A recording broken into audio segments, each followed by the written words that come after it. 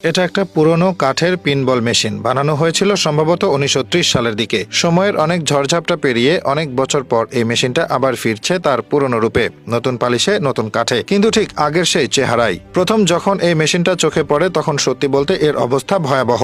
ধুলো ময়লা জমে গেছে প্রতিটি কোণায়, রং একেবারে উঠে গেছে, কাঠ পচে নরম হয়ে গেছে, লোহার অংশগুলো মরিচায় ভরপুর, আর অনেকগুলো যন্ত্রাংশ তো হারিয়েই গেছে। দেখে মনে হয় এই জিনিসটা আর চলে না, ফেলে দেওয়ারই অবস্থা। কিন্তু ঠিক এখান থেকেই শুরু হলো তার পুনর্জন্ম। প্রথমেই খুলে ফেলা হলো মেশিনটার উপরের স্প্রিং লঞ্চার, যেটা দিয়ে একসময় ধাতব বল ছুড়ে দেওয়া হতো খেলা শুরু করতে। সেই বলটা ছুটে যেত কাঠের বোর্ডের উপর দিয়ে, এক একটা জায়গায় লেগে দিত পয়েন্ট, যদিও তখন এর কিছুই ঠিক ছিল না।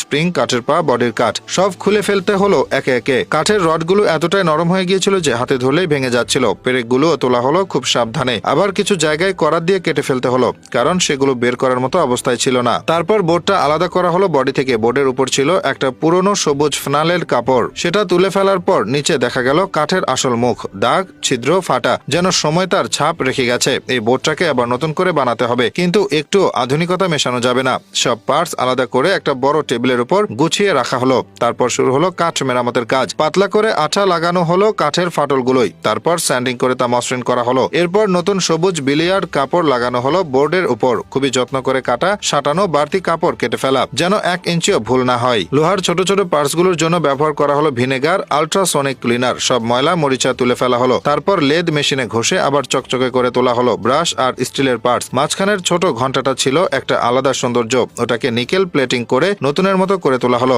বোর্ডের স্কোরিং নাম্বার বানানো হলো ক্রিকাট মেশিন দিয়ে, একদম সেই পুরনো ডিজাইন অনুযায়ী, যেটা যেখানে ছিল সেখানেই বসানো হলো, যেন কেউ বুঝতে না পারে এটা নতুন করে করা। কাঠের ফ্রেমে দেওয়া হলো ফিলার, তারপর স্যান্ডিং স্টেন আর বার্নিশ, সব শেষে চকচকে পালিশ। কাঠের ছিদ্রগুলো এমনভাবে ফিল করা হলো যেন পুরনো নতুন কোনো পার্থক্য না থাকে। সব শেষে বানানো হলো নতুন কাঠের পা। বিশাল সব কাঠের টুকরো থেকে কাটিং, শেপিং, লেদ মেশিনে ঘষে তৈরি করা হলো সেই আগের ডিজাইনের আসল রূপ। এমনকি স্প্রিং হ্যান্ডেলটাও নতুন করে বানানো হলো। কাঠের হ্যান্ডেল, নিকেল প্লেট করা রড, সব মিলে যেন সেই ছুড়ে দেওয়া বল আবার জীবন ফিরে পেল। এই কাজটা করতে সময় লেগেছে প্রায় 1 মাস, কিন্তু কাজটা শুধু একটা খেলনা ঠিক করার ছিল না, এটা ছিল একটা সময়কে, একটা স্মৃতিকে আবার ফিরিয়ে আনার কাজ। আজ থেকে প্রায় 90 বছর আগে যে মেশিনটা কোনো ঘরের শিশুর আনন্দের উৎস ছিল, সেটা আবার